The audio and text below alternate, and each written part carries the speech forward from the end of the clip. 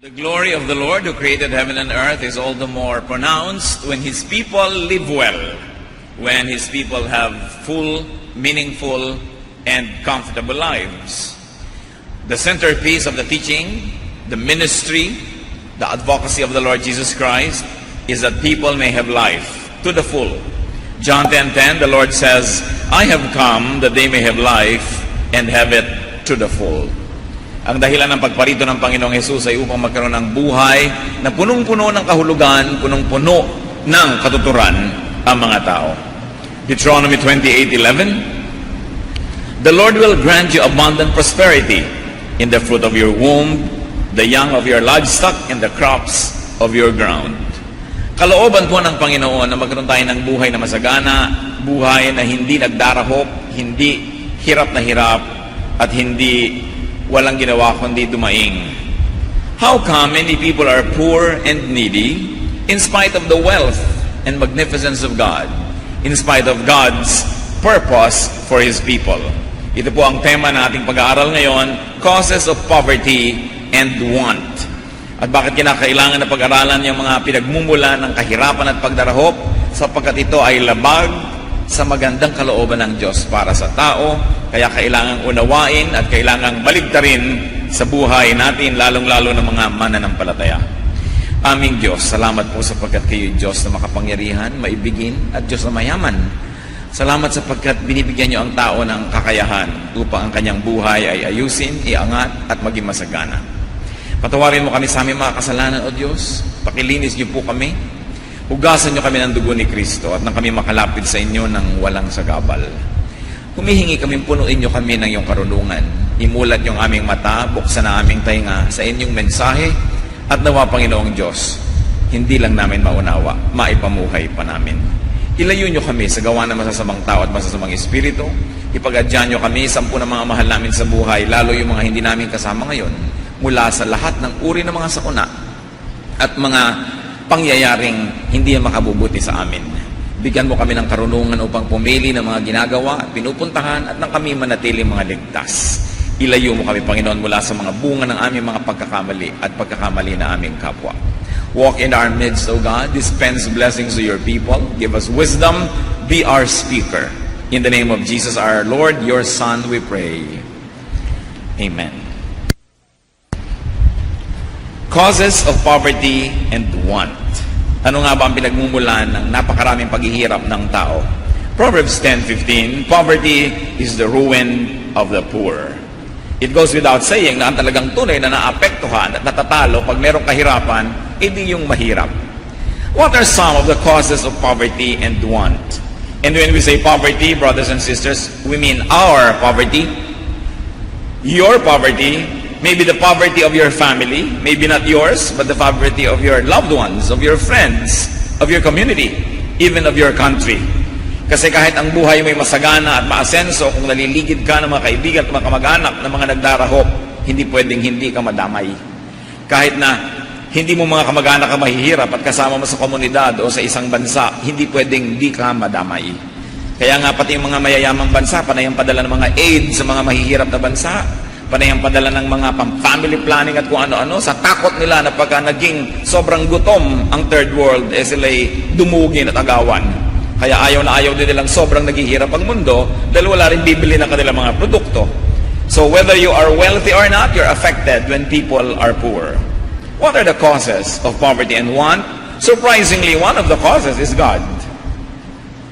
God's will and God's dealings. 1 Samuel 2:7, the Lord sends poverty and wealth. He humbles and exalts. Hindi lahat ng uri ng kahirapan ay nagmumula sa Diyos, pero merong uri ng paghihirap na Diyos ang nagtakda. God inflicted and God caused poverty is usually temporary. Thank God. Yung mga siya ang may takda, kadalasan naman, binibigyan din niya ng direksyon, binibigyan niya ng limitasyon. God caused poverty is usually seasonal, circumstantial, conditional, and even interventional. Kadalasan ito'y pinadadala ng Diyos upang magtuwid ng isang sobrang naliligaw, tumawag ng pansin ng mga sobrang nalilibang, o kaya ay magturo ng leksyon. Kung hindi man doon sa naghirap, ito sa mga taong makikinabang na matuto sa karanasan ito. Isa sa mga halimbawa ng paghihirap na sa Diyos nagmula o kaya pinayagan man lang ng Diyos ay ang paghihirap ni Job, na dating mayaman, subalit dahil dumaan ang pagsubok na pinayagan ng Diyos, siya ay naghirap. Subalit dapat nating tandaan na ang paghihirap niya ay sa sandaling panahon lamang at siya naman ay pinayagan ng Diyos na makabawi at makalampas pa nga sa dati niyang kalagayan. Another cause of poverty is what you might call chance or suerte or malas, which many Christians think does not exist. But Ecclesiastes 9:11 says, time and chance happen to them all. Napakalino ng Tagalog Bible, sabi niya, meron talagang dinaratnan ng malas. Yung bang naghihirap ka, walang matinong paliwanag, there is no reasonable cause. However, because this is just by chance, this can also change overnight, and suddenly people can also be wealthy by chance. Hindi nila masasabing dahil ang galing ko, dahil binigyan ako ng Diyos o kung ano man, hindi kayang ipaliwanag ng karunungan ng tao kung ba't nangyayari yon. Sabi nga ni Solomon, I have noticed that the food doesn't always go to the wise. The race is not always won by those who run fast. The battles and wars are not always won by the powerful. Sabi niya, but time and chance happens to all. Another cause of poverty is circumstances. Mga pangyayari na hindi naman tsamba-tsamba, hindi swerte-swerte o malas-malas, meron talagang dahilan, kaya lang hindi mo controlled ang dahilan. These are circumstances usually beyond an individual person's control, but with logical explanation. Halimbawa, mga gyera. Meron kang negosyo, nagyera, nabomba ang yung factory, naghirap ka. It's beyond your power. You know the reason, so it's a circumstantial reason. Natural disturbances, nadaanan ng lahar, ang pinag-ipunan mong bahay na itinayo. Mga calamities, nilamon ng lupa dahil lumindol. Nalamon ng lupa ang iyong tindahan, tumagilid ang iyong building, pwede kang maghirap. Or illness. Ang ganda-ganda ng andar ng buhay mo, nagkasakit ka bigla, naubos ang pera mo sa pagpapagamot. Or economic developments. Nagpapagawa ng kalsada sa harap ng tindahan mo, ang tagal-tagal, may baha doon pagka may tubig, may alikabok pag tagaraw, nalugi ka na. So, development yun ng iba, pero hindi sa'yo.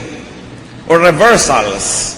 Suddenly, things change. The equations in your life change and you become poor.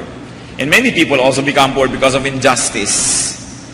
Naagawan ka ng mas makapangyarihan, nagawan ka ng masama, na walang katuloy ng hanap buhay. Proverbs 13:23, a man's field may produce abundant food, but injustice sweeps it away. So this form of poverty happens, but at least we know why and we know how. There is also a kind of poverty caused by other people. For instance, destruction, disturbance, and deprivation caused by your enemies, or by your competitors, or worse, by your own family. Ang ganda-ganda ng kita ng tindahan mo, natutong sugal ang asawa mo, naubos pati puhunan. Ang ganda-ganda ng buhay nyo, 3 anak mo ang biglang naging drug addict. Hanggang kahuli-huli ang hikaw mo'y nasangla at nawala na. Dahil kagagawan ng mga miyembro ng pamilya. Pwedeng gawin ito ng kaaway o kaibigan. Nagpapahirap sa atin pareho yan. Mas malakas magpahirap ang kaibigan kaysa kaaway. Mas malakas magpahirap ang kamag-anak kaysa ibang tao. Kasi ang binibigay mo sa ibang tao may limitasyon. Yung sa kamag-anak, halos abdo mo, ibibigay mo na rin. At may mga kamag-anak naman talagang kukunin pati abdo mo. Kaya maghihirap ka talaga. Micah 2:2, those who plot iniquity covet fields and seize them, and houses and take them. They defraud a man of his home, a fellow man of his inheritance. Seize them, and houses, and take them. They defraud a man of his home, a fellow man of his inheritance. Mga agaw-agawan ng mga magkakapatid sa mga mana, mga demandahan, mga magkaibigan sa umpisa, nung lumaki ang negosyo, naging gahaman pareho, nag-agawan na, nagkagalit, parehong nasira. Greedy and careless family members and partners may cause one's poverty. There is also another very important group that causes poverty, and this belongs to the other people group, and this is the state, the government, or elements in it. Corruption, for instance, in the collection of taxes. Kung ang lahat kasi ito yung naging pagpapabaya bago ka magka-permit, bago ka magkaroon pa ng permit to occupy at kung ano-ano. Subukan mo mag-squat sa gitna ng luneta, walang pipigil sa'yo, tumira ka ng libreng 10 taon, bibigyan ka pa ng pera para umalis, bibigyan ka pa ng libreng lote. Saan kukunin yung ibibigay doon? Sa mga nagbabayad ng buwis ng mga matitinong mamamayan. Huwag kayong magtaka kung bakit sobrang naghihirap ang Pilipinas because we reward those who don't have anything and we punish those who work hard. Magtayo ka ng tindahan, nangingikil sa'yo ang pulis at ang gangster. Nandito na ang sanidad, nandito na ang fireman, nandito na ang everybody. Mandukot ka at walang namamansin sa'yo. No? Subukan mo magnegosyo ng gulay. Kada kanto merong staff na hihinto sa'yo. Inspection kunwari, magbabayad ka lahat. Subukan mong karnapper ka, ang bilis-bilis mo, wala malang tumugi sa'yo. You are being punished for being productive. Subukan mo magtinda, maghanap buhay, puro balakid, puro pahirap. Ang incentive ng ating gobyerno ay para sa foreigner lang, para dali nila ang capital dito. May incentive ba sila sa mga local people? Puro pahirap. So there's lack of support and policy to support in the industry. Ang maling pamamalakad, ang pinakamalakas na magpahirap sa Pilipinas. Ang maling pamamalakad ng sarili niyang pamahalaan. Sabi nga ni Balagtas sa Florante at Laura, sapagkat ang haring mahilig sa yaman ay mariing hampas ng langit sa bayan. Kaya napakalaking paghihirap ng mga tao. Hindi lang yon, hindi lang yung estado, yung mga tagaloob, pati tagalabas, ang mga bandido, ang mga tulisan. Subukan mo magtayo ng manukan sa mga bukid-bukid na malalayo, mga babuyan, kinikikilang ka. Huwag kang magbigay, babarilin yung mga tore ng tubig mo para tumulot, mawalan ka ng tubig, puputulan ka ng kuryente, hirap na hirap ka.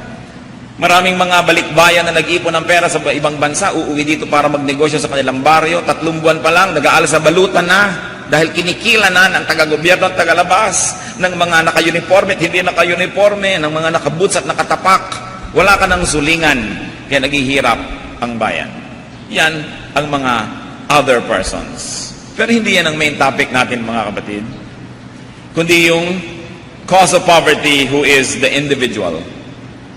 The person himself who is poor. Habang lahat ng binanggit natin kanina, yung mga tamang pinagmumulan ng kahirapan, pero ang pag-usapan natin yung kaya nating kontrolin, and that is ourselves. Most poverty and want are self-made.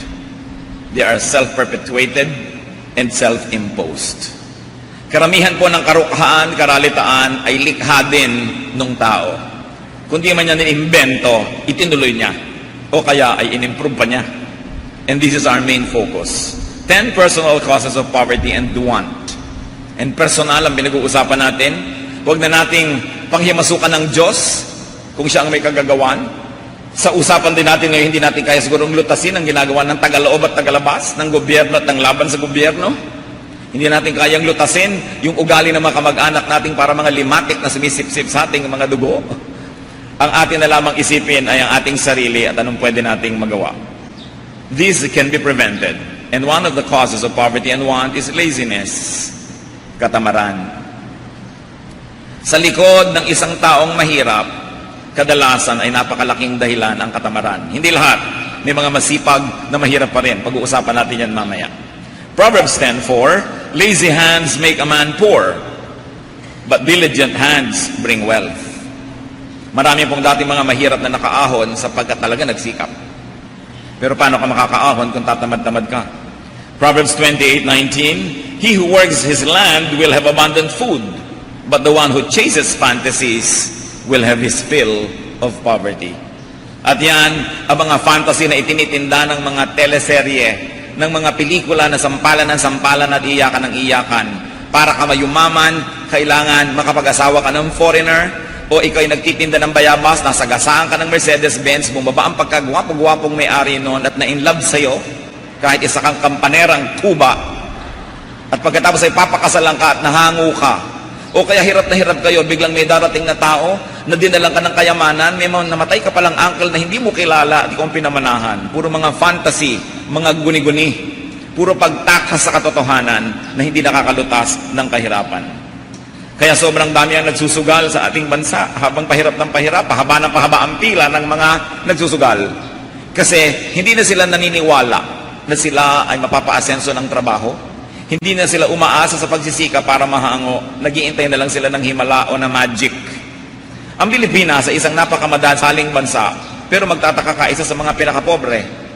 Kasi meron tayo mga hindi na dapat ipinagdarasal, dapat ginagawa natin. Tapos dinadaan mo sa dasal, pinaghihintay mo ng himala. Ang mga bagay na itinakda ng Diyos na tao ang gagawa. Kaya kahit anong dasal ang gawin mo, hindi gagawin para sa iyo ng Diyos. sapagkat binigyan tayo ng karapatan, kakayahan, karunungan na pakilusin ang ating daigdig ayon sa ating ninanais.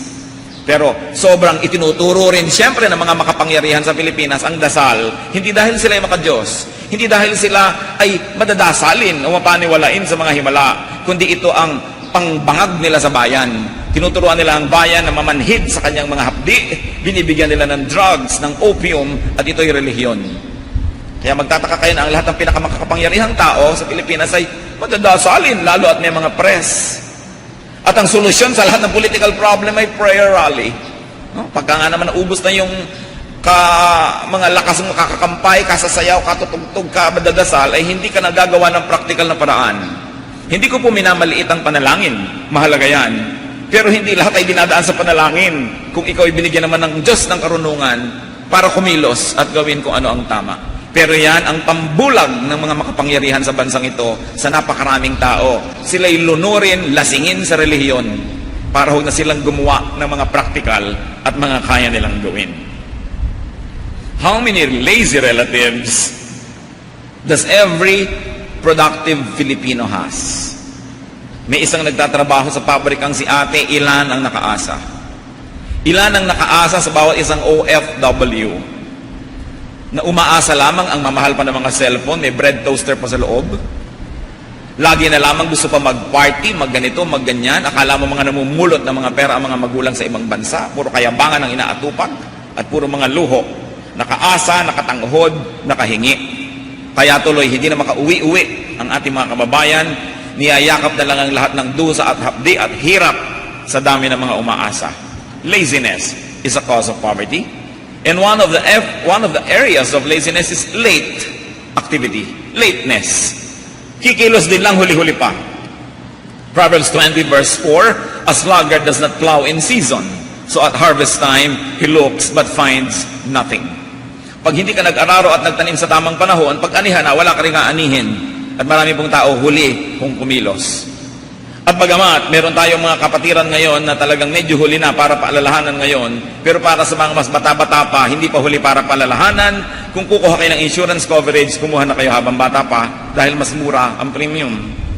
Kung kukuha kayo ng health coverage, kumuha na kayo habang bata pa kayo dahil pag may pre-existing illnesses na kayo, hindi na kayo tatanggapin o kaya ang mahal-mahal na ng ibabayad nyo. Yung ating mga lola, mga magulang ng unang panahon, sapagkat iba naman ang pananaw nila noon, sila iniaasa na lang sa mga anak ang pagtanda. At siguro ngayon, may generation pa tayo na nakaganon talaga dahil ganon ang kinalakihan nila. Pero kayong mga young people, mga young adults, pagsikapan ninyo na isaayos din ang inyong retirement. Ilagay nyo sa tama, magkaroon kayo ng savings, ng investment, o kaya mga insurance, para hindi naman basta ihuhulog nyo na lang ang bangkay nyo sa inyong mga kamag-anak pag namatay na kayo at bahala na sila. Kailangan asikasuhin nyo yan. Kasi isang pagkakasakit, isang kamatayan sa pamilya, naghihirap ang lahat. Dahil walang paghahanda yung may katawan. Basta pag natumba ako o namatay ako, imubuwal ko na lang ang bangkay ko, bahala kayo sa akin. Ganun na nangyayari. Kailangan pinaghahandaan na yan habang maaga. So you plant in time, in season. You invest early. Hindi inuubos ang mga kinikita ng mga young professionals sa kung ano ng mga luho at mga gadget. Ihanda nyo dahil tatanda rin kayo at nagbabago ang panahon. Lalo sa Pilipinas, kahit ngayon 12 ang anak mo, hindi ka na makakaasang may kasama kapag tanda mo. Kasi lahat ay gusto maglayasan na dahil nga sa mga tagaloob at tagalabas na nagpapahirap sa bala ng Pilipino. Another element of that layasan na dahil nga sa mga tagaloob at tagalabas na nagpapahirap sa bala ng Pilipino. Another element of that laziness is too much rest. Very early retirement. Meron hindi pa mga dapat mag-retire, nagre-retire na. Akala nila pagka gumraduate na ng college ang anak, pwede na sila mag-retire at sila na lang ay papasanin ng mga anak habang buhay. Ang haba ng buhay. No? So, kailangan habang ang tao ay nakakakilos pa, nakakagawa pa, maghanap buhay pa rin. Ang mahalaga, meron kang naipon, may naipundar ka at hindi ka aasa sa iyong hanap buhay para mabuhay, kundi nagpo-produce ka pa rin, pwede mong ipamigay. Pero habang ang tao ay may lakas, mahalagang siya ay naghahanap buhay. Hindi yung lagi na lamang na naghihintay ng himala, ng abot ng kung sino-sino. Kaya naghihirap ang ating bansa. Now, of course, gusto nating bigyan ng parangal ang ating mga nanay, mga tatay, matatanda na inubos talaga nila ang lahat-lahat nila sa anak. Ibinigay ang lahat-lahat. Kaya marapat naman na talagang hanggang ihatid sila sa huling hantungan ay alagaan sila at tangkilikin ng kanilang mga anak. Dahil talagang hindi naman uso sa mga Pilipinong magulang nung araw yung magtira para sa sarili. Talagang lahat ay ibinibigay. Lalo't nagpapaaral sa Maynila o nagpapaaral sa mga syudad, halos walang kainin ng mag-asawa, nagdidildil sa asin para pag uwi ng anak may maibigay na pang matrikula. Marapat lang, mga ito itaguyod habang buhay. Pero ngayon kayong mga young people na tatanda pa lang, dapat yun ang ibahin ang pamamaraan na ito sapagkat hindi ka na nakakatiyak. Nag-iiba ang panahon. Ang napakalungkot sa lahat ay tumanda ka, wala ka ng lakas, wala ka ng hanap buhay at dun mo pa lamang napagtanto na wala palang tatangkilik sa'yo. Kaya kailangan meron kang itinatabi sa iyong sarili. And I'm already talking to the new generation, not to the old generation and the previous one. Kasi yun ang kaugalian ng panahon na yun. Dapat nating bigyan niya ng graceful exit. Pero ang mga kabataan ngayon, ihanda niyo ang inyong sarili dahil naiiba ang lakad ng panahon. Proverbs 6:10-11, a little sleep, a little slumber, a little folding of the hands to rest, and poverty will come on you like a bandit, and scarcity like an armed man. Konti daw halukip-kip, konting pahinga, makikita mo ang bunga niyan, maghihirap ka. So, we've got to work and we have to keep working while we have the strength. Pagka po tayo ay kasama sa kumikita, maski man lang konti, yung hindi ka lang binibigyan, napakalaking tulong na. E di lalo na kung kumikita ka ng higit sa iyong pangangailangan, nakakapagbigay ka pa, lalong malaking tulong. So be part of the solution, not the problem.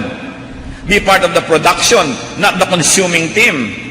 Be part of the benefactors, not the beneficiary. Kaya kailangan sinisikap natin na laging may itinutulong. Ang mga daing ng mga OFW na iniimpit na lang at hindi na pinararating pa, ang mga tinitiis nilang pag-alipusta, pagmamaliit ng kapwa ay gano'n na lang. Kaya dapat pag malasakitan ng kanilang mga kinikita, huwag gastahin sa mga kaluhuan, mag-isip ng negosyo. Kung nagpapadala sa inyo ang inyong mga kamag-anak na OFW, mag-isip kayo magtinda ng mga kung ano ang bagay, magnegosyo kayo, hindi gasta ng gasta, hindi pa oras ng pagpapadala, te-text ka na dahil gusto mong i-advance pa. Saan kukuha ng pag-advance ang mga empleyado na yan? Empleyado lang yan. Pag hindi sweldo, walang pera, edi ipangungutang. At sa susunod na sweldo, babayaran yun, kulang na naman. Kailangan pag malasakitan yan. Do not just work hard, brothers and sisters, but work smart. Kailangan kahit tayo nagpapagod, halimbawa, hindi ka tamad, masipag ka naman, pero yung pinagsisipagan mo, kwentahin mo naman kung kahit 10,000 taong ka maghanap buhay, makakabili ka ba ng payong sa kinikita mo na yan. At kung hindi, magpalit-palit ka ng style, o kaya magpalit-palit ka ng hanap buhay. Yan po ang ikinatutuwa ko, napakarami mga Pilipino ang sisipag. Sabi nila, tamad daw tayo? Hindi totoo yan. Sa kahanap ng lahi na naglalagay pa sa mga agency para lang makapagtrabaho. Kahit na 6 na buwang sweldo, ibibigay para lang makapagtrabaho. Hindi katamaran yan, sapagkat may mga dakilang Pilipino. Pero totoo rin, ang daming tamad. Iyon ang mga tinutukoy natin. At bato-bato sa langit, ang tamaan, dapat lang. Yung mga batugan. See if what you're laboring for or on will bring maximum results to you. Kasi tinitingnan mo, natutuwa ako, ang daming masisipag, pero isipin ko man, kahit na mamatay ito ng katatrabaho, hindi ito makakaahon. Kasi yung kanyang pinagkakahanap buhay at pinagpapaguran, sobrang lugi pa siya kung tutuusin. Para yung mga mahilig magpaypay. Ang inuubos yung calorie sa pagpapaypay, lalong naiinitan ng katawan nyo. Kaya init ng init, habang bumibilis ang paypay nyo, painit ng painit, kasi nakakapagpainit ng katawan yung movement. No? So, kailangan tinitingnan natin, natigil tuloy ang pagpapaypay ng iba. Kasi magpainit, bahala kayo. Pero ang tinitingnan natin mga kapatid, hindi lang sapat na naghahanap buhay. Tingnan nyo naman kung may nangyayari sa hanap buhay nyo. Kailangan mag-isip ka na kahit yata mamatay ako dito, hindi ako makakaahon. Mag-iisip ako na ibang gimmick. No? So, Ecclesiastes 10:10, if the axe is dull and its edge unsharpened, more strength is needed. Pag daw mapurol ang iyong sibak, ay kailangan mo ng mas malaking hampas para mabiyak ang kahoy na iyong sinisibak. At ganoon din yung hanap buhay. Pag maliit ang kita mo, sobra ka nagpapagod para lang kumita kita ng marami-rami pa. So maximize your energy. Another form of personal cause of poverty is mediocrity. Yung pagiging walang quality, mababang kalidad ng mga pinagagagawa natin. Substandardness. Proverbs 12:27, the lazy man does not roast his game. Hindi daw tamad, meron na lang siyang karne, kakainin na lang niya ng hilaw, hindi na niya iihaw o papasarapin pa. At ganoon din yung mga nagtatrabaho. Naglinis na rin lang, hindi pa ginandahan. Naghugas na rin lang ng kotse ng may kotse, yung mga hindi kita ng mata, iniwan pang puro putik sa loob. So hindi ka na makukuha uli. Binigyan ka ng pagkakataon na magtrabaho, nagwalis ka, yung lang kita ng mata, yung ilalim ng mga silya, hindi na nilinis. Naglaba ka, yung mga likod-likod at mga gilid-gilid, hindi mo na nilinis. So walang kwenta ang trabaho, hindi ka na makukuha uli. At pag naghanap ng mas mataas na uri ng trabaho, hindi ikaw maiisip. Therefore, hindi ikaw ang aasenso. Great opportunities are lost when people are mediocre. Dapat may value added sa ginagawa ng isang tao. Kaya ako naglilinis ka, ba't namamasukan ka, maglilinis po ako ng inyong bakuran, pero dinilig-dilig mo pa yung mga halaman, tinanggal mo pa yung mga damo, nagdala ka pa ng isang halaman na pwede mong dali, tinanim mo, natutuwa sa iyo yung may bahay. Sa susunod, ikaw ang pagkakatiwalaan, kailangan pala niya ng manager sa isang farm niya. Alam niyo po ba na napakaraming job opportunities, hindi totoong mahirap maghanap ng trabaho. Because top paying and top caliber jobs are almost always vacant. Nagkakagulo lang yung mga walang talent sa baba. Pero sa itaas, maluwag. Nagpapirate pa nga ang mga top companies, ang mahuhusay na tao. So bakit ka mananatiling nakikipag-compete doon sa mga walang kakayahan at walang galing? Pahusayan mo ang iyong sarili at ikaw ang lalapitan ng trabaho. Ikaw ang lalapitan ng hanap buhay o ng negosyo, maging ng pera. Alam niyo, ang pera, malulungkutin. Ayaw niyang pumupunta sa mga pitakang walang laman. Masasayahin ang pera. Ang gusto niyang pasukan ng mga bulsa, yung may pera na rin. Para meron siyang ka-fellowship. So gusto niyo magkapera kayo, sikapin niyo magkaroon ng pangati. Alam niyo yung pangati, pag nangingitlog ang manok, huwag mong kainin lahat ng itlog, magtira ka ng isa, dahil pag pumunta yung manok sa kanyang pugad at walang natira, hindi na siya mangingitlog. May mga tao regaluhan ng ATM card para huwag ka ng padala ng pera, namamasahe pa siya. Pati yung minimum na mini-maintain, di may wini-withdraw. Bibigyan mo ng puhunan, hindi lang ginagasa yung tubo, pati puhunan, kaya bukas wala na naman uling negosyo. Hindi marunong magtimpi. Bibigyan mo ng mga buto para itanim, kakainin yung buto. Bigyan mo ng mais, gagawin binatog. Kakainin agad lahat, walang maitanim bukas, maraming ganyang asal, kaya nananatiling mga dahop. Kaya dapat may mga idinadagdag ka. Mga kapatid, kung kayo mamamasukan din lang at kayo empleyado, sikapin nyo na mahal kayo ng amon nyo, tuwang-tuwa siya, at pag absent kayo, luksa ang buong kumpanya dahil mahusay kayo. Hindi yung a-absent ka ng matagal. Yung iba akala pag uma-absent ng matagal, advantageous sa kanila. Wow, ang tagal-tagal kong absent, hindi ako napuna, hindi ako napagalitan. Alam niyo yung pinatunayan nyo lang nun, pwedeng umandar ang kumpanya nang wala kayo. Sa susunod, sisibakin na kayo. Dahil pwede naman palang wala kayo eh. Kaya yung laging wala, akala nakakalamang sila. This is poverty mentality because you lose goodwill. And when you lose goodwill, you lose so much because most of the advances of human beings are given through goodwill. Everybody needs help. And people give help to those that they like. Total, mamamasukan na rin lang kayo. Give your best. Marami mga tao palusot. Sinasabi ko nga sa inyo noon, may ipinapagawa akong bahay, may nadidinig akong tok, tok, tok. Ba, ang sipag. Talagang tuloy-tuloy ang trabaho. Nung akyatin ko, alam niyo po bang nakahiga, may hawak na maliit na martilyo, pinupukpok niya yung bakal, tok, tok, tok. Nagpapalusot na nagtatrabaho. O sige, nabayaran mo siya sa ilang araw na hindi pala nagtatrabaho, pero sa palagay niyo ba, sa susunod, kukunin niyo ba yon? Hindi na. Kung nahulog yun sa building niyo, baka bigyan niya lang band-aid. O, ayan, tamad ka naman. Papa-hospital mo ba ang tamad? At ang daming tao, nagtataka ba't sila mahirap? Bigyan mo ng pagkakataon, nanakawang ka. Bigyan mo ng pagkakataon, mo ba ang tamad? At ang daming tao, nagtataka ba't sila mahirap? Bigyan mo ng pagkakataon, nanakawang ka. Bigyan mo ng pagkakataon, a-absent, magpapalusot. Pag hindi mo binantayan, maglalakwat siya. Tapos nagtatakat sila yung mahirap. Di ba't may Diyos? Hindi ba alam ng Diyos kung sino mga nandadaya? Another personal cause of poverty is carelessness. Kapabayaan. Meron na, wala pa. Colossians 4:5, make the most of every opportunity. Huwag pinapabayaan. May negosyo na, napabayaan pa. May hanap buhay na, napabayaan pa. At meron namang mga asawa, nagtatrabaho na nga yung asawa, nagpapagod, walang ginawa ko din mag-text, pauwiin, may sakit si Junior, umuwi ka, huy, bagong paligo ako, umuwi ka, etc., etc. Balisang-balisa tuloy yung nagtatrabaho, uwi ng uwi, natatanggal sa trabaho.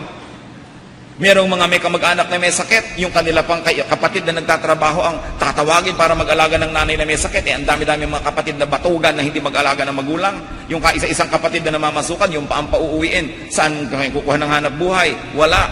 Marami pong mahirap ay nananatiling mahirap dahil napakahamak ng pag-iisip. Napakababa ng mentalidad. Hindi nila iniisip ang mga dapat nilang isipin. At akala nila tungkulin ng sangkatauhan na kupkupin sila dahil lang sila'y mahirap. Kailangan ng tao ay nagsisikap. And another personal cause of poverty and want is indulgence, extravagance, excessive pleasure and consumption, eating and consuming more than producing, spending more than earning, and a wrong sense of proportion. Yung mga hirap na sa buhay, pagkatapos magdedebu ang anak, akala mo anak ng asendero yung magdedebu. Yung ang baba-baba na nga ng kisame, may chandelier pa, nagkakauntog-untog tuloy ang mga tao. Ang init-init ng panahon, ang liit-liit ng bahay, mga Luis XIV, Luis XV, at XVI, ang mga silya, akala mo Malacanang, wala ka ng lakaran. Ano mga fantasy yan? Ba't hindi ibagay sa income ang ginagawa sa buhay? Isaiah 55:2, why spend money on what is not bread and your labor on what does not satisfy? Ibig sabihin, ba't mo pinagkakagastahan yung hindi mo naman talaga kailangan? Mabuti ng mabuti kung marami kang sobrang pera. Ang mga kabataan na hindi pa kontento sa simpleng mga cellphone, gusto pa yung may mga umiilaw, mga kung ano-ano mga ginagawa ng mga cellphone na yan. So, mabuting mayaman. Kung hindi, ungot ng ungot sa magulang, puro pahirap ang ginagawa. Wastefulness is another cause of personal poverty. Wasting your 3 T's, your time, your talent, and your treasure. Ang Panginoon Jesus, nung nag-miracle, marami siyang pinakain, sobra ang pagkain. John 6:12, when they had all had enough to eat, He, meaning Jesus, said to His disciples, gather the pieces that are left over. Let nothing be wasted. Dapat walang nasasayang. Lalo pagkain, mga kapatid. Magtataka ka, yung wala na lang maisaing, ang pag naghugas pa ng bigas, nahuhulog pa yung mga butil ng bigas sa lababo at pumupunta pa sa kanal.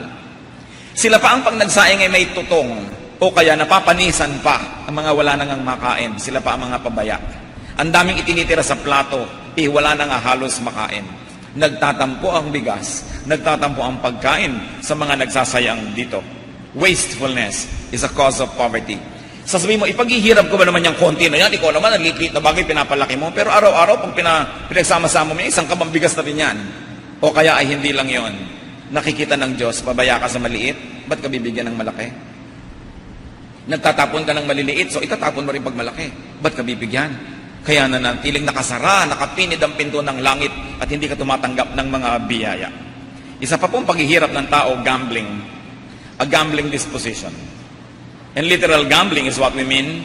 Joel 3:3, they cast lots for my people and traded boys for prostitutes. They sold girls for wine that they might drink. Isang napakalaking sumpa sa isang pamilya ang may ama o ina na sugarol. Pagka sugarol lang magulang, hindi malaman ng anak kung makaka-enroll ba siya next semester. Hindi malaman ng anak kung meron ba siyang papanoorang TV pag mamaya o baka ibinenta na ng isang magulang na nagsusugal. Hindi ka secure. Kasi kahit meron ka, pwedeng mawala. Kaya napakalaking hampas sa isang pamilya na merong miyembrong mahilig magsugal. And needless gambling with resources and opportunity puts everybody in peril, in jeopardy. At napakarami pong mga meron na, nagkaroon na dahil sa pagsusugal na wala pa. Mabuti pa yung matakaw, hindi kayo kayang paghirapin ng katakawan kasi may hangganan ang kayang ilagay sa inyong sikmura. Pero sa sugal, sa isang tihaya o taob ng isang baraha o whatever dice, naguguho ang mga pangarap. Kaya aalisin niyang pagsusugal, lalo sa pagsusugal ng maralita. Ngayon, kung marami kang pera, nagsusugal ka lamang na diversyon, bagamat hindi natin sinasabing mabuti yan, less evil naman yan. Kasi kahit patalo ka, may kakainin ka pa rin. Pero yung ipupusta mo yung pangkain mo, ipupusta mo yung para sa kinabukasan na gagamitin mo, yan ay sobrang paghahanap ng gulo sa buhay. Kaya, mas mahirap ang tao, mas hindi siya dapat nagsusugal. Pero yun nga ginagawa kasing opium. Kasi maraming tao hindi na sila naniniwala na aasenso pa sila, liban na lang sa himala ng sugal o sa tsansa na ito. Kaya ang tao ay dapat bigyan ng pag-asa, bigyan ng sipag, sapagkat napakaraming pera ang nasasayang at napakaraming nasa bulso mo na lumalabas pa. Another great cause of personal poverty is greed. Kasakiman. Akala ng mga sakim, panalo sila. Greed may initially acquire wealth, but eventually attracts reprisal and revenge. Greed eventually repels goodwill and blessings.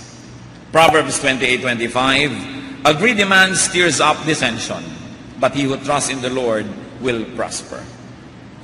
Ano po ba yung kasakiman? Getting more than your fair share.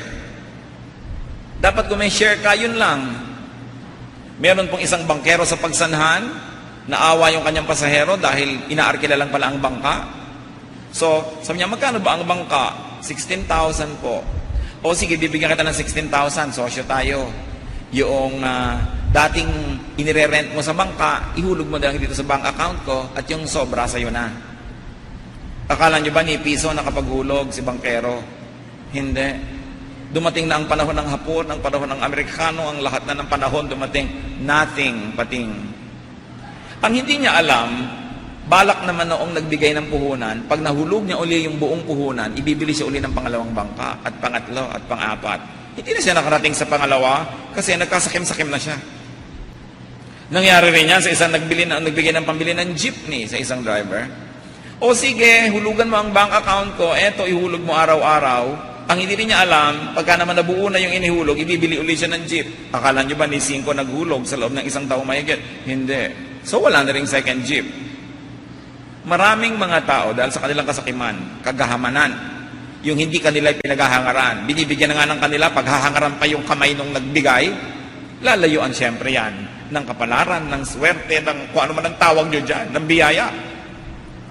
Sapagkat ang tao, nagbibigay ng tulong sa kanyang kinagigiliwan. At kung hindi ka giliw-giliw at napakasakim mo, kinakagat mo pati kamay nung nag-aabot sa'yo ng tinapay, sino pa ang mag-aabot sa'yo? Tinitiyak ko mga kapatid, marami kayong kilala na maralita, nagkaroon na ng chance, winalang hiya pa yung nagbigay ng chance. So ayan, nakalugmok sa hirap, kakahabagan nyo pa ba yun? Greedy people may consider themselves winners, but are often clueless about their losses. Because lost goodwill means lost business, lost opportunities, lost favors. Yung mga mandarayang tindera, na bumili ka ng strawberry, ang lalaki, yung palang ilalim, ang liliit, babalikan nyo pa ba yun? Tuwang-tuwa yun. Naloko ka, pero babalikan nyo pa ba? Yung mga nandaraya, matutuwa ba kayo? Kung meron ba kayong bibigyan ng pagkakataong umasenso, kasali sila? Definitely not. So ang nakikita lang nila, yung kapraso nilang nanakaw, hindi nila naiisip na ang dami pa dapat dumating kung hindi sila ganon. Proverbs 14:9, goodwill is found among the upright. That's why to be upright is to attract a lot of goodwill. Another personal cause of poverty and want is deceit, duplicity, cunning, evil ways, mga pandaraya. Evil people, evil deeds, and evil dealings reap their own fruits. Pag gumawa ka ng masama, aanihin mo yan. Hosea 8:7, they sow the wind and reap the whirlwind. Ang nagtatanim daw ng hangin ay umaani ng bagyo. Bagyo ang aanihin. Galatians 6:7, a man reaps what he sows. Merong isang empleyado, kinupkup na ng kanyang amo, pati mga anak ay pinag-aral, ang asawa ay binigyan ng puhunan na magbabuyan, magtindahan, at ang ginawa ng empleyadong ito, nanguna pa sa strike. Sa palagay nyo, pagpapalain ng langit ng ganitong mga tao, hindi tumatanaw ng utang na loob, mabuti pa ang mga aso at mga baboy, minamahalan nagpapakain sa kanila, so ano ang kanilang iintayin sa buhay? Akala nila sa kanilang mga kadayaan, sa kanilang mga pagiging makasarili at kasakiman, sila'y nananalo na nga. Hindi nila alam ang nakukuha lang nila ay mga crumbs, mga pispis, mga mumo. And there's a lot pa sana naghihintay sa kanila kung sila lang ay nagpapakatao. Proverbs 26:27, if a man digs a pit, he will fall into it. If a man rolls a stone, it will roll back on him. Ang naghahanda daw ng mga patibong laban sa kanyang kapwa ay siyang mga nabubulid at nahuhulog dito. Mga empleyadong nandadaya ng kanilang mga amo, ninanakawan nila sa oras, ninanakawan nila ng gamit, ninanakawan nila sa pamamagitan ng kanilang mga katamaran. Akala yata nila ay nananalo sila. Higit na matatalino ang inyong mga amo kaysa sa inyo, kaya nga sila ang amo. Kaya huwag niyong akalain na nauulol niyo sila kahit sandali. Kayo'y sinusuri at sinusukat. At kung kukuha ng bibigyan ng mas mataas na pwesto, ng pagkakatiwalaan, sigurado hindi kayo kasali doon. Kaya akala ng iba, nakakalamang sila. Another personal cause of poverty and want is injustice. Ano ba sinasabi ng justice? Good is rewarded, bad is punished. Now, when you don't reward the good, and when you punish the bad, kalaban ka ng Diyos. Because God is God of justice. And unjust people punish those who confide in them with betrayal. Ito ang ibig sabihin ng mga taong hindi makatarungan. Nagtiwala ka, pagtataksilan ka. Proverbs 25:9, do not betray another man's confidence. Do not betray another man's trust. Merong makikipagnegosyo sa'yo, makikipamuhunan, dadayain mo pa sa hatian.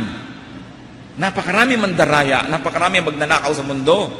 Kaya huwag kayong magtataka na napakaraming mahirap kasi nagbabayad yun.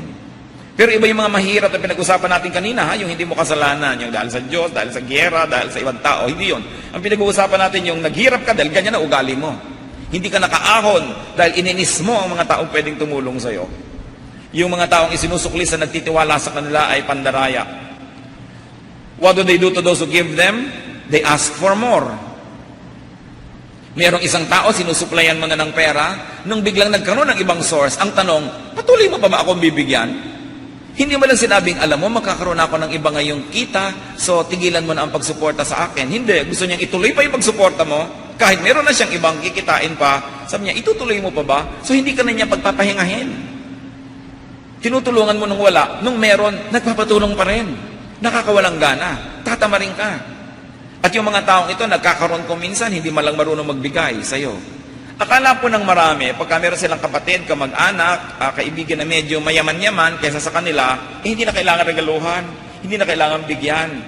Nag-iintay din yun maalala, nag-iintay din yun na mamahal, dahil lahat naman ng tao ay nangangailangan ng kahit konting pagtingin, kahit sa mapera. So yung mga mapera na bigyan ng bigay sa inyo, hindi nyo malang maalala, bigyan man lamang ng bulaklak ng damo, o kwadrong walang larawan, naghahanap din yung maalala siya. Who just mean, kasi you have everything. Yes, I have everything, but not your affection, but not your thoughtfulness. Hinahanap din yon.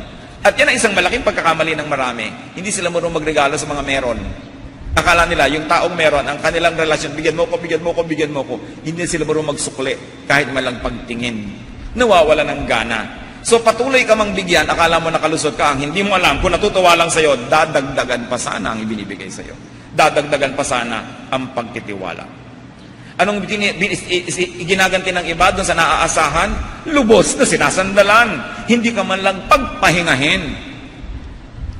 Kung ang kanilang pagkakasakit ay ikaw ang gagastos, pati ang parte nila, ikaw pa rin. Wala ka ng kapahipahinga. At sasabihin iba, kasi mayamang ka naman.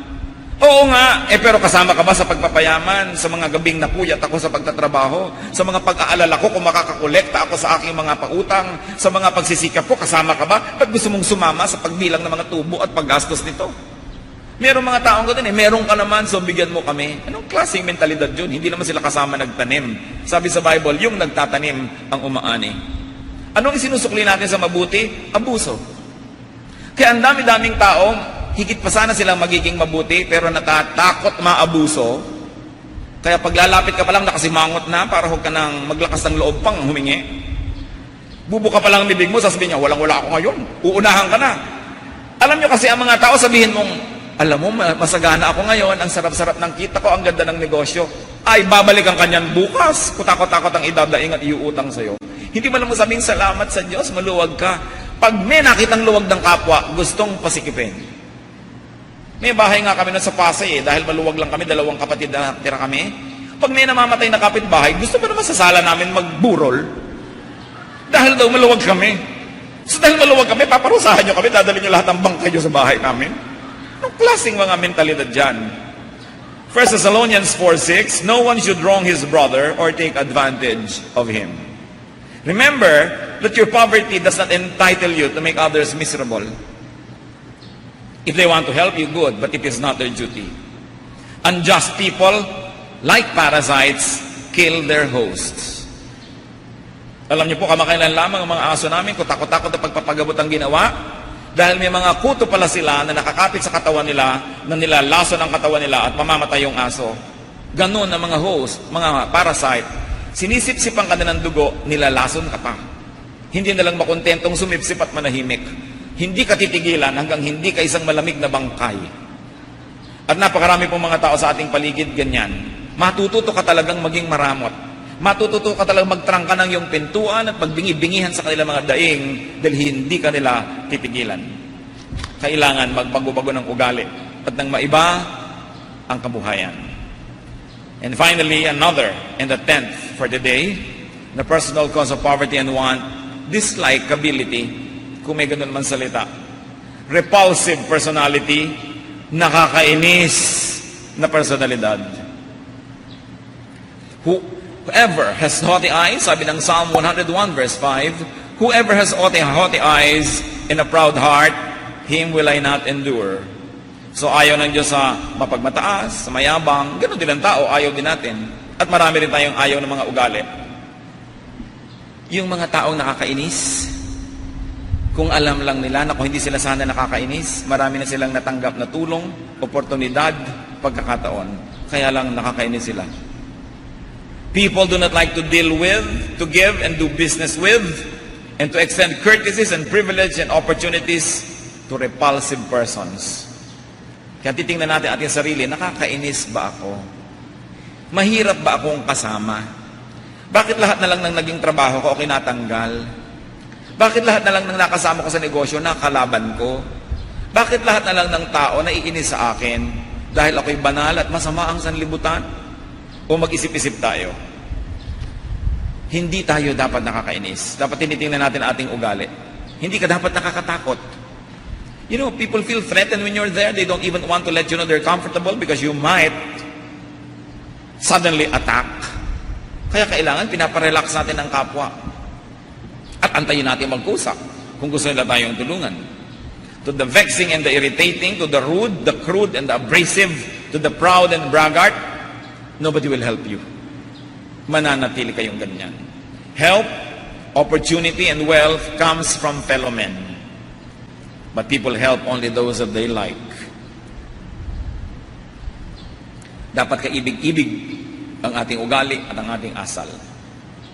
Foolish and bad people miss and lose that help. Even if in their foolishness and warpness they think they gain, they actually lose much, much more because they lose goodwill. Pag nawala na ng gana ang tao sa'yo, wala nang maaasahan ka na pagbubukas sa kanya ng pinto para sa'yo. At lahat po ng nagtatagumpay sa buhay, tumatanggap ng tulong mula sa kapwa, kaya nagtatagumpay. At tinutulungan natin yung kinatutuwaan natin na tao.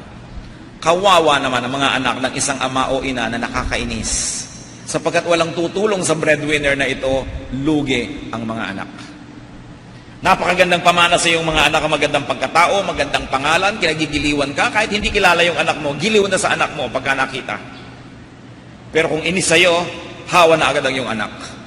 Giliwan ka, kahit hindi kilala yung anak mo, giliw na sa anak mo pagka nakita. Pero kung inis sa'yo, hawa na agad ang iyong anak. Kaya napakagandang pamana sa ating mga anak, yung magandang pangalan, yung hindi ka abusado, hindi ka kinakatakutan ng kapwa pag nandiyan ka, talagang natatakot sila dahil baka ka mag-abuso. Wala ka maiuwing biyaya sa mga inakay na naghihintay sa iyong pugad. Kailangan ng tao, inaayos siya ang kanyang personalidad. So may mga nagdarahop dahil sa mga bagay na hindi nila kaya na kontrolin. Pero may mga nagdarahop dahil sila'y hamak, dahil sila'y asal hayop, hindi sila pinagpapala ng langit. There are people who are subhuman because there's no nobility and no dignity in their character, in their dealings, and in their ethics. Nakakadala, nakakasawa, at nakakayamot tulungan. Kahit ka naman makadiyos, tao ka pa rin magsasawa at mayayamot. Some causes of poverty are beyond us. Let us be prayerful and dependent on God in such cases. Psalm 9:10, those who know your name will trust in you, for you, Lord, have never forsaken those who seek you. Sa mga nagpapahirap sa atin na lampas sa ating abot at hindi natin kayang kontrolin, ipasa Diyos natin, mga kapatid. But most causes of poverty are self-made. there is something we can do about them. They can be remedied, they can be avoided through godly conduct. And some causes of poverty are not only self-made, but are even institutional. There are so many institutions that are giving to the needy. There are very few institutions who are giving to the deserving. So pagka needy, ang daming mga tumutulong dyan, mga NGO, ang daming mga charity, ang daming kung ano-ano. Pero may tumutulong ba sa deserving? Yung konting puhunan mo, napapalaki mo, may nagpapautang ba sa'yo para mas palakihin mo yung puhunan mo? Konti. Meron konti. Like CCT does it, the Center for Community Transformation, microfinance. Pero patunayan mo muna na tatagumpay ka sa maliit na negosyo para kanila tulungan na palakihin ng konti ang negosyo. Pero karamihan ng pagbibigay din ng mga institusyon, nagbibigay lang sa nangangailangan, hindi doon sa deserving.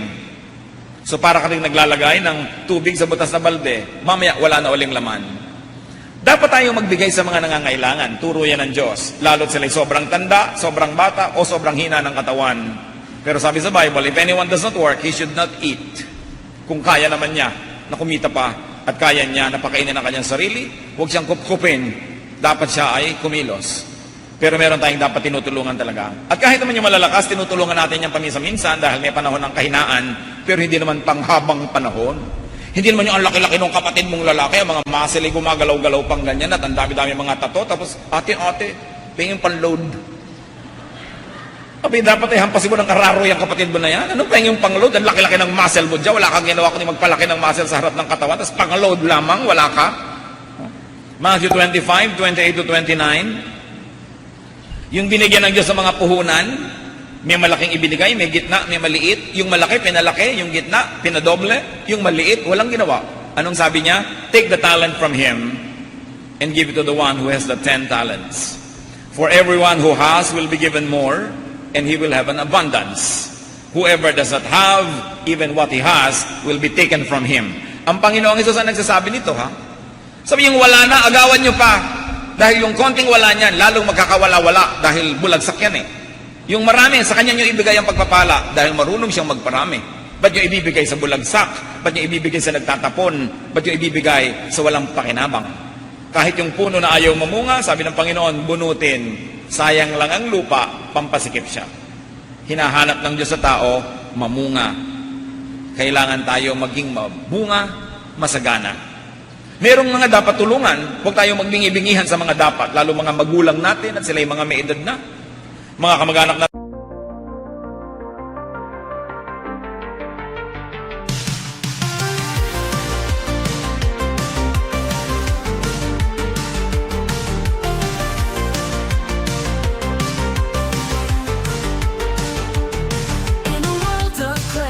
Crossover dreams, sin-lit melodies, whispering schemes, they female vocals telling tales untold, indie rock beats turning hearts cold.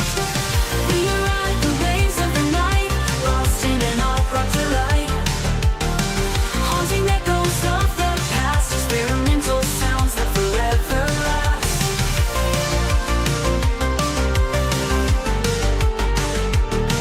Melodic synths painting the sky in shades of pink and neon high. An indie rock heartbeat pounding true in a realm where the stars feel so new.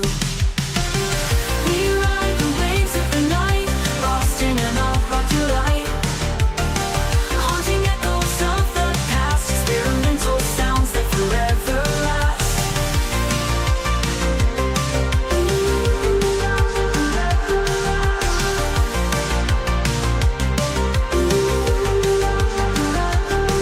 Melodic synths painting the sky in shades of pink and neon high. An indie rock heartbeat pounding true in a realm where the stars feel so new. We ride the waves of the night, lost in an alt rock delight, haunting echoes of the past, experimental sounds that forever last. Melodic synths painting the sky in shades of pink and neon high. An indie rock heartbeat pounding true in a realm where the stars feel so new.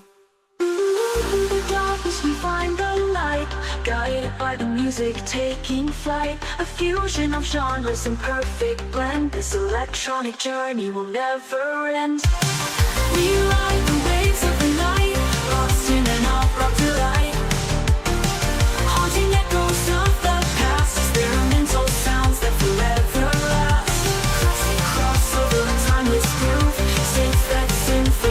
shall move. Late female vocals in the distance call.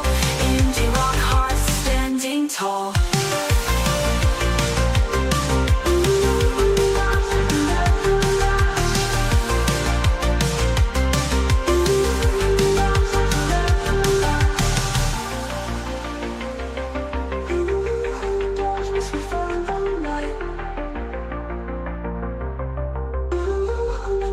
We find the light.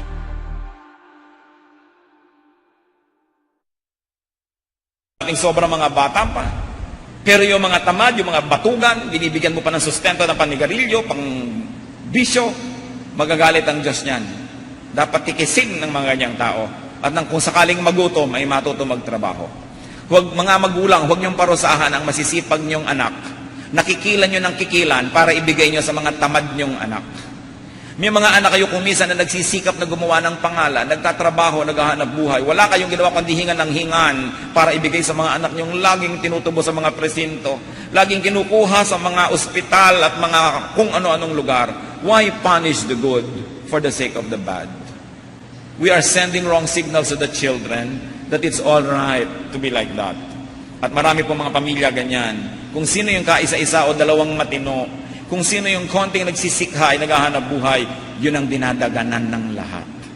Is that justice? Is that godliness? No. Yan ay isang sasamantala sa kabutihang loob at yan ay isang pagpapahirap sa dapat na taong binibigyan ng gantimpala at pagkonsinte sa gumagawa ng mali. So meron po tayong mga kahirapan na hindi natin kayang kontrolin, ipasa Diyos. Pero yung kaya natin, lalo't may kinalaman ng ating ugali at asal, kailangan ng lahat ng pagbabagong loob. Kung hindi kayo yung mahirap na pinag-uusapan, pero kayo naman yung pinipitasan ng mahihirap sa paligid nyo, you must know how to behave. You must learn to say no, and you must reward good work and punish evil work. Yan po ang hinihingi ng katarungan ng Diyos. At nawa sa pagbabagong loob ng bawat mamamayan, ay magbago ang ating mga institusyon, maging ang estado, maging mga tagaloob at tagalabas, matutong paghirapan ng kanilang kakainin, huwag kikilin sa mga nagsisipag at nagpapagod, sapagkat itong kalooban ng Diyos na walang maging maralita. Ang lahat ay may pananagutan. Aming Diyos, kami po ay lumalapit sa inyo sa ngalan ng aming bayan, sa ngalan ng aming mga pamilya, ng aming lipunan, sa ngalan ng aming mga individual na sarili. Siyasatin mo po kami kung anong kontribusyon namin sa kahirapan sa aming paligid, lalong-lalo na sa loob ng aming tahanan. Ipakita mo po sa amin ang aming mga pangit at masasamang ugali, at nawa, Panginoon, ito'y aming isuko sa inyo at ng mapagbago. Walang imposible sa inyo, O Diyos. Ituro mo sa amin kung may mga pagkakamali sa mga nakaraang henerasyon, ito mga bata pat pinalalaki, palakihin na sa tama, to reward good and punish evil. Ituro mo sa amin, Panginoon Lord, na hindi namin dapat pagsamantalahan ang mga mabubuting loob, kundi suklian namin ito ng ibayong pagsisikap. Magbulay-bulay tayo mga kapatid, at kung meron tayo mga dapat ipanalangin, maaaring sarili natin, magulang, anak, kapatid, kamag-anak, kaibigan, mga katrabaho, mga employer, mga empleyado, ilapit natin sa Panginoon. Sa paglapit natin sa Kanya, sa pananalangin, sa pananalig, at sa paggawa ng itinuturo ng Biblia, makakaahon ng marami sa kahirapan. Magbulay-bulay sa ilang saglit ng katahimikan.